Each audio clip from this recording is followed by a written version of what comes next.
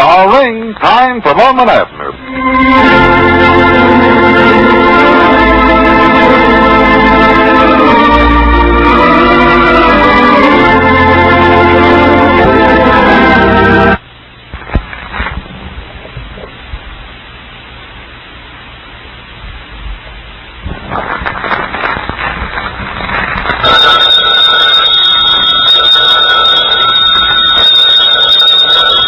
That's our ring. Time for Lum and Abner.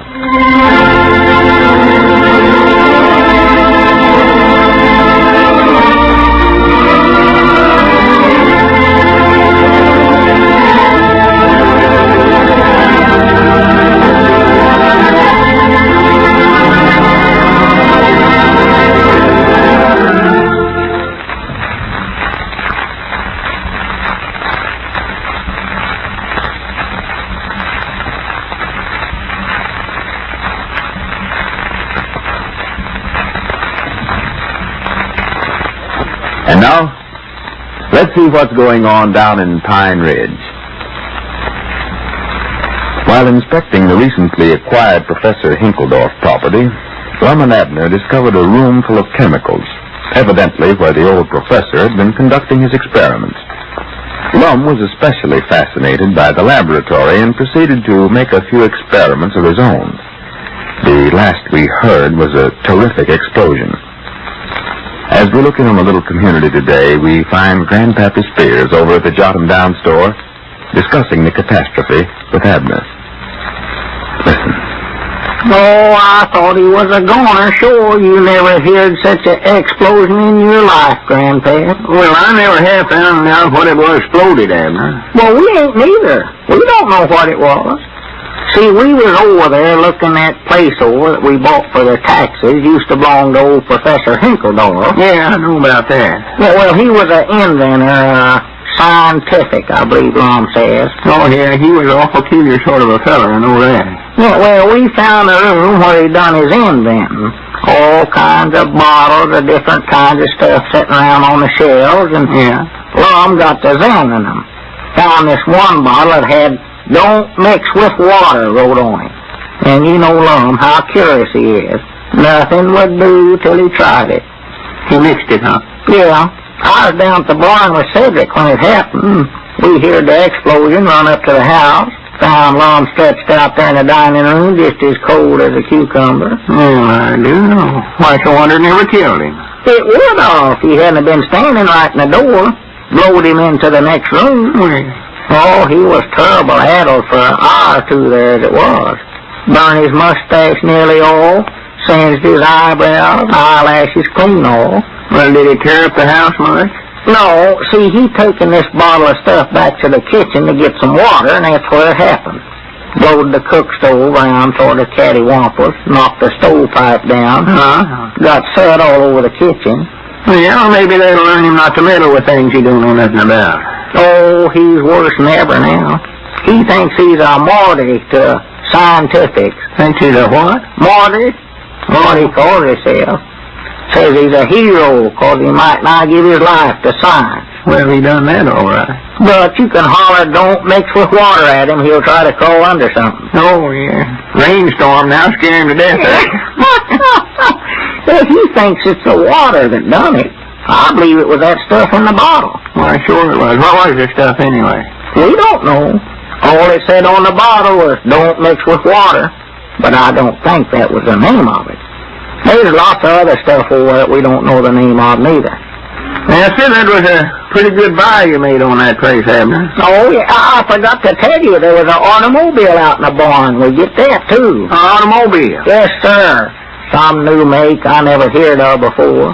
Saxon. Got the name wrote right there on it, S-A-X-O-N. Well, you did get a bargain. Yeah, of course, it needs new tires and a little fixing up, Cedric says. Ain't been drove since the professor passed on over 2 years ago. Well, Lum, if I'd have known all that stuff went with the place, I'd have... Yonder comes Lum now. Is that Lum? Yeah, he's wearing them dark glasses. Feels self-unconscious about his eyelashes being singed off. Yeah, natural. Reckon where he's going with that hand satchel. He ain't leaving town, is he? I hope not. As much work as we've got to do around here. trying to get them pens built for the rabbits over there at the new place, and running the store here, too. Yeah, well, whereabouts are the rabbits? Oh, they're over at the place, all right, but we just got them turned loose in the barn. Well, howdy, Lum. Howdy. Come in, Lum. Abner, did you tell Grandpap? Huh? You know, what they call me? Oh, I call him Professor, Grandpap. Professor? You ain't teaching school now, too, are you, Lum? Scientific is a professor, Grandpap. Oh, one of them kind. Professor Eddard. Sounds funny. What's so funny about it? Well, just so used to calling you Lum, so. Oh? Yeah, well, you don't have to call me Professor Eddard, Grandpap. I've knowed you so long you can just call me Professor Lum. Yeah. Ain't got nothing you want invented today, have you, Grandpap? No, I reckon not. Why? Well, I'm in that business now. Think of anything, let me know.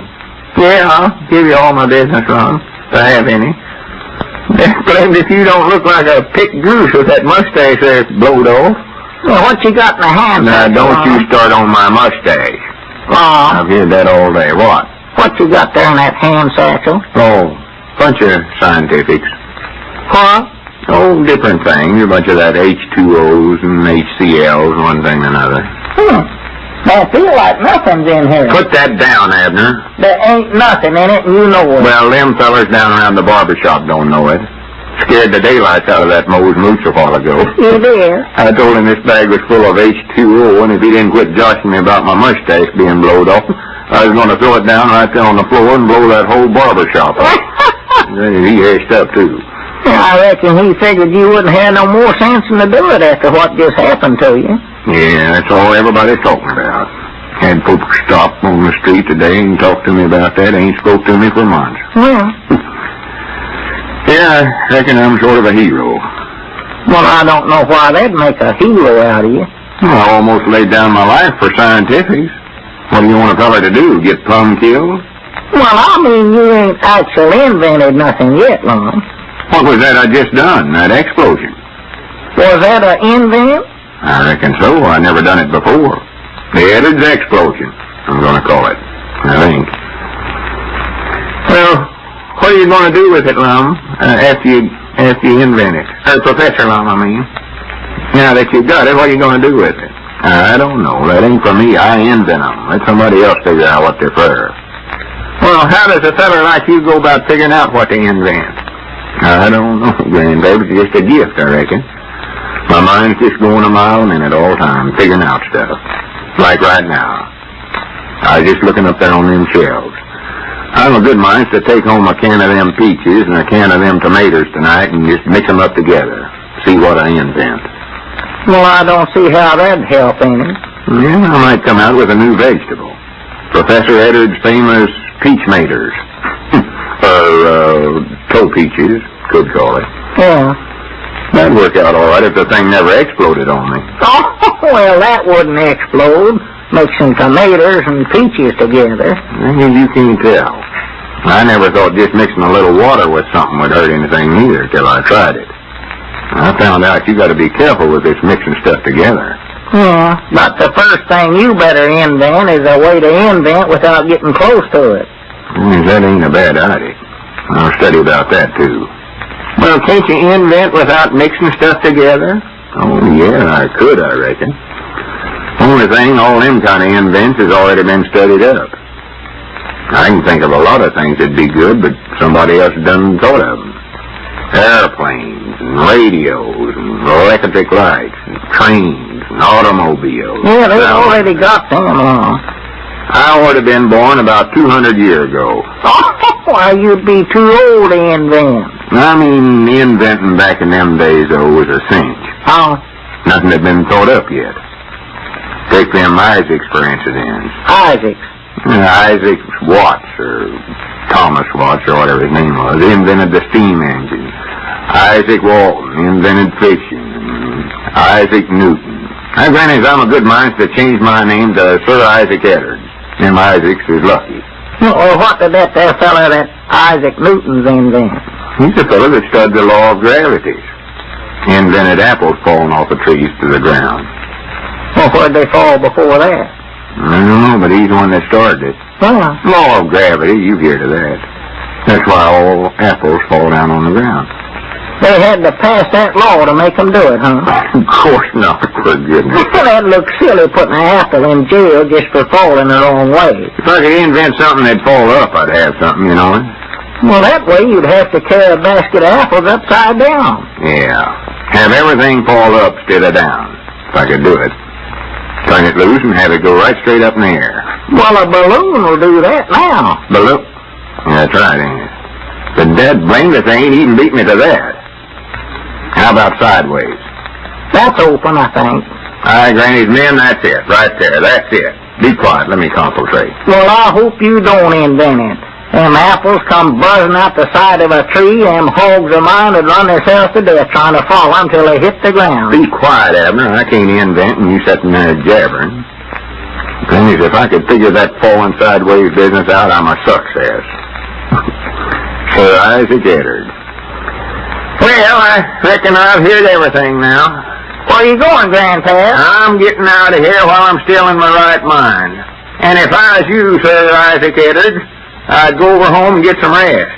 Now, I don't believe that jar from the explosion helped you none. Apples falling out of trees sideways. Dad blame if I don't believe he lost his roots.